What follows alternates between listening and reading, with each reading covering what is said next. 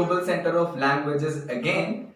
दोस्तों, अगर आपको लगता है कि आपकी वोकैबुलरी आपकी कमजोरी है और वोकैबुलरी की वजह से आप अपनी इंग्लिश को अच्छे से ना तो बोल पाते हैं, ना लिख पाते हैं और ना ही समझ पाते हैं, तो आपकी इस प्रॉब्लम का सलूशन आज की क्लास में छुपा हुआ है। जी हाँ, आज की क्लास में हम डिस्कस करने वाले हैं बहुत सारी इंटरेस्टिंग और यूजफुल वोकैबुलरी, और ये वोकैबुलरी आपकी इंग्लिश को बहुत ही ज्यादा बेहतर बनाने में आपकी हेल्प करेगी। तो चलिए क्लास को शुरू करते हैं और हमारे पहले शब्द को स्टडी करते हैं। तो दोस्तों, हमारा जो पहला शब्द है वो है EMBROIL, यानी कि एम्ब्रॉयल। इसका प्रोनाउंसिएशन है एम्ब्रॉयल और ये एक क्रिया है, इट इज अ वर्ब। तो दोस्तों, एम्ब्रॉयल का मतलब होता है फंसाना या उलझाना। हम अक्सर फंसाने और उलझाने जैसे शब्दों का इस्तेमाल अपनी डेली लैंग्वेज में करते हैं। तुम मुझे फंसा रहे हो, यू आर एम्ब्रॉयलिंग मी। उसने मुझे उलझा दिया, ही एम्ब्रॉयल्ड मी। मुझे मत फंसाओ, डोंट एम्ब्रॉयल मी। पुलिस ने चोर को फंसा दिया, so the police embroiled the thief. तो दोस्तों, इस तरह से हम एम्ब्रॉयल शब्द का इस्तेमाल करेंगे। सो दोस्तों, चलिए इसी तरह से हम अपने अगले शब्द को पढ़ते हैं, और हमारा अगला शब्द बहुत ही इंटरेस्टिंग और इंपॉर्टेंट है, और वो है SINGE। इसका प्रोनाउंसिएशन है सिंज, जो कि एक वर्ब है, और इसका हिंदी होता है झुलसाना। तो झुलसाना अक्सर इसका इस्तेमाल हम आग के कॉन्टेक्स्ट में करेंगे। तो अगर मैं कहूं कि आग ने बहुत सारे लोगों को झुलसा दिया, या भीषण आग ने बहुत सारे लोगों को झुलसा दिया, so the severe fire, the dangerous fire singed many people. तो बहुत सारे लोग आग में झुलस गए, many people were singed in the severe fire. तो सिंज का मतलब हुआ झुलसाना। इसी तरह से अगर मैं कहूं कि सास ने बहू को आग से झुलसा दिया, so the mother in law singed her daughter in law. तो इस तरह से सिंज का इस्तेमाल किया जाएगा। इसी तरह से दोस्तों, चलिए हम बढ़ते हैं हमारे अगले शब्द की ओर। हमारा जो अगला शब्द है वो बहुत ही मजेदार है, और वो है RELENT, रिलेंट। इसका प्रोनाउंसिएशन है, और ये भी एक वर्ब है। सेकंड और थर्ड फॉर्म जब बनाएंगे तो रिलेंटेड हो जाएगा। दोस्तों, रिलेंट का मतलब है नरम होना या विनम्र होना। तो जब कोई चीज नरम हो जाए या विनम्र हो जाए, पोलाइट हो जाए, तो वहां पर हम इस शब्द का इस्तेमाल करेंगे, वो है रिलेंट। कैसे इसे यूज करना है, चलिए एग्जाम्पल्स के जरिए समझते हैं। जैसे अगर मान लीजिए पापा बहुत गुस्से में हैं, लेकिन मम्मी पापा के लिए ठंडा ठंडा जूस बनाकर ले आए और जूस पिलाएं, तो इससे उनका जो गुस्सा है वो धीमे धीमे ठंडा होने लगेगा, जूस की तरह, शरबत की तरह। तो अगर मैं कहूं कि पापा का जो गुस्सा है वो ठंडा पड़ गया है, नरम पड़ गया है, तो फादर्स एंगर हैज रिलेंटेड।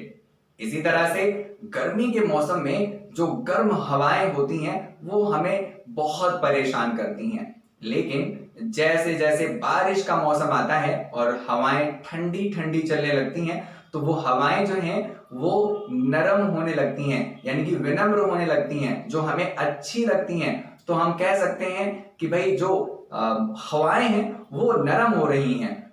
तो द विंड इज रिलेंटिंग। तो रिलेंट का मतलब हुआ नरम पड़ना या विनम्र होना। तो किसी के आचरण की अगर हम बात करें, किसी का आचरण अगर बहुत ज्यादा विनम्र हो जाए आपके प्रति, तो हम कह सकते हैं कि his behaviour has relented towards me. तो इस तरह से दोस्तों हम रिलेंट शब्द का इस्तेमाल करेंगे।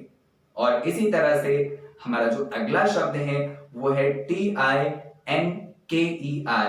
इसका प्रोनाउंसिएशन है टिंकर, और बड़ा ही अच्छा सुनने में लग रहा है ये शब्द टिंकर। और टिंकर भी एक क्रिया है, it's a regular verb. Second और थर्ड फॉर्म बनाएंगे तो ईडी लग जाएगा, टिंकर्ड हो जाएगा। और दोस्तों, टिंकर का मतलब होता है टू रिपेयर या टू इंप्रूव। तो जब आप किसी चीज की मरम्मत करते हैं, किसी चीज को सुधारते हैं तो वहां पर हम टिंकर शब्द का इस्तेमाल करते हैं। तो अगर मैं कहूं कि भाई मेरे घर की मुझे मरम्मत करनी है तो I want to tinker my house, या मुझे अपनी गलती को रिपेयर करना है यानी कि सुधारना है, इंप्रूव करना है, तो I want to tinker my mistake या I want to tinker my performance. तो टिंकर का मतलब होता है मरम्मत करना या सुधारना।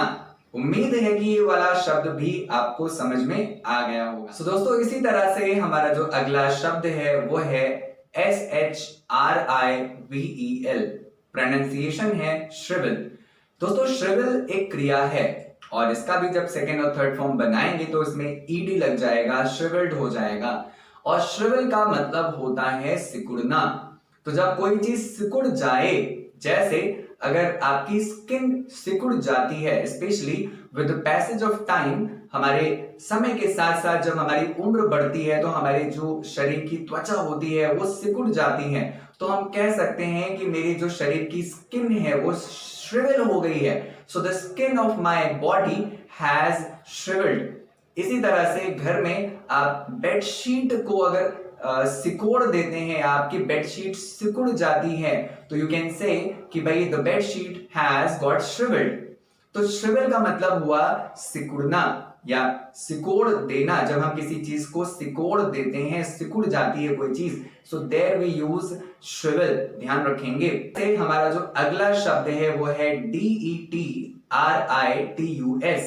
इसका जो प्रोनाउंसिएशन है डेट्राइटस, तो इसका प्रोनाउंसिएशन डेट्राइटस है। और दोस्तों डेट्राइटस एक नाउन होता है और डेट्राइटस का मतलब होता है मलबा या ढेर, किसी भी चीज का मलबा।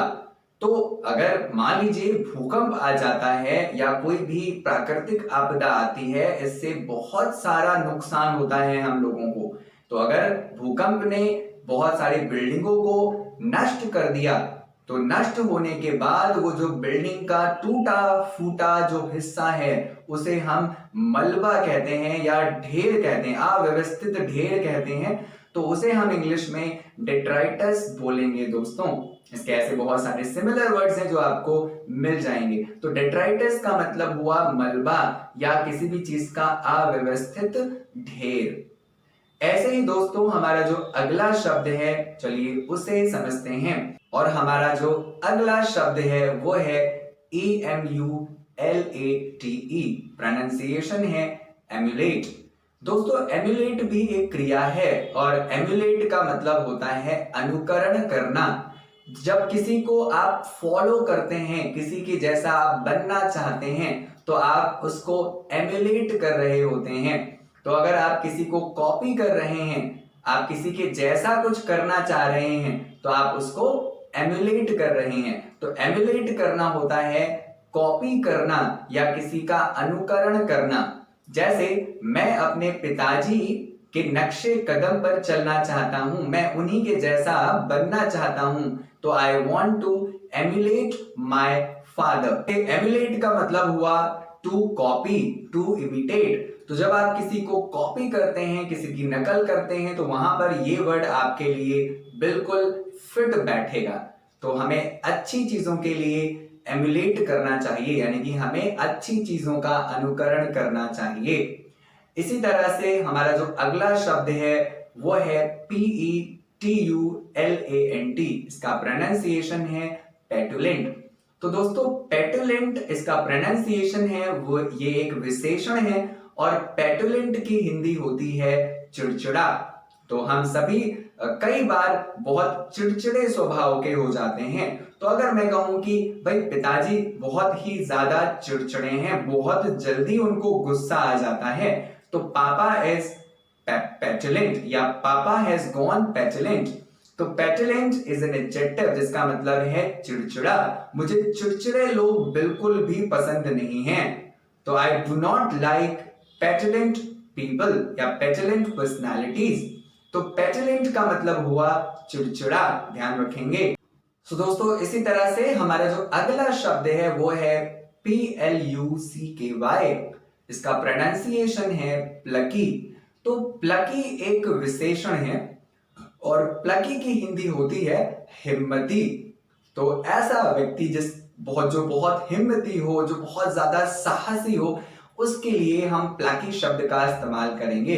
तो अगर मैं कहूं कि मैं बहुत हिम्मती हूं, आई एम वेरी प्लकी, मेरे पिताजी एक हिम्मती इंसान है, my father is a plucky personality, हमें हिम्मती होना चाहिए, we all should be plucky in nature. तो प्लकी का मतलब हुआ हिम्मती। और इसी तरह से दोस्तों हमारा जो नेक्स्ट वर्ड है वो है क्लैमर, CLAMOUR। क्लैमर इसका प्रोनाउंसिएशन है और ये एक संज्ञा है, इट्स अ नाउन। और क्लैमर का मतलब होता है शोरगुल। क्लैमर मतलब कोलाहल। तो अगर मैं कहूं कि भाई पार्लियामेंट में बहुत ज्यादा शोरगुल हो रहा है, तो there is a lot of clamour in the parliament. इसी तरह से अगर मैं कहूं कि क्लास में बड़ा शोरगुल है, so there is a lot of clamour in the classroom. तो क्लैमर का मतलब होता है शोरगुल या कोलाहल। मुझे पक्षियों का शोरगुल बड़ा पसंद है, I like the clamour of birds. तो इस तरह से क्लैमर शब्द का इस्तेमाल होगा दोस्तों। सो दोस्तों इसी तरह से हमारा जो अगला शब्द है वो है IMPLICATE, प्रोनाउंसिएशन है इम्प्लीकेट। और इम्प्लीकेट एक क्रिया है और इसका मतलब होता है फंसाना। आपको अगर याद हो, आज की हमारी क्लास का जो पहला शब्द था वो था एम्ब्रॉयल, जिसका मतलब है फंसाना या उलझाना। तो ये ठीक उसी तरह से ही है, इम्प्लीकेट यानी कि फंसाना। तो अगर मैं कहूं कि वो मुझे फंसा रहा है, ही इज इम्प्लीकेटिंग मी, मुझे मत फंसाओ, डोंट इम्प्लीकेट मी। तो इम्प्लीकेट का इस्तेमाल भी दोस्तों हम फंसाने के लिए करते हैं। सो दोस्तों ये थी हमारी आज की वोकैबुलरी की लिस्ट। ऐसे ही बहुत सारे और भी वोकैबुलरी के पार्ट्स हम आने वाले समय में भी सीखेंगे। और उम्मीद करता हूं आपको मजा आया होगा। तो प्लीज वेट किस चीज का है, इस वीडियो को लाइक जरूर करिएगा, अपने कमेंट्स जरूर दीजिएगा, और अगर चैनल को सब्सक्राइब नहीं किया है तो उसे सब्सक्राइब करें, बेल आइकन जरूर प्रेस करें, ताकि आने वाले सभी वीडियोस आपको टाइम टू टाइम मिलते रहेंगे। तो आज के लिए this is all for today, and wishing to meet you soon with a new vocabulary. Till then, thank you so much.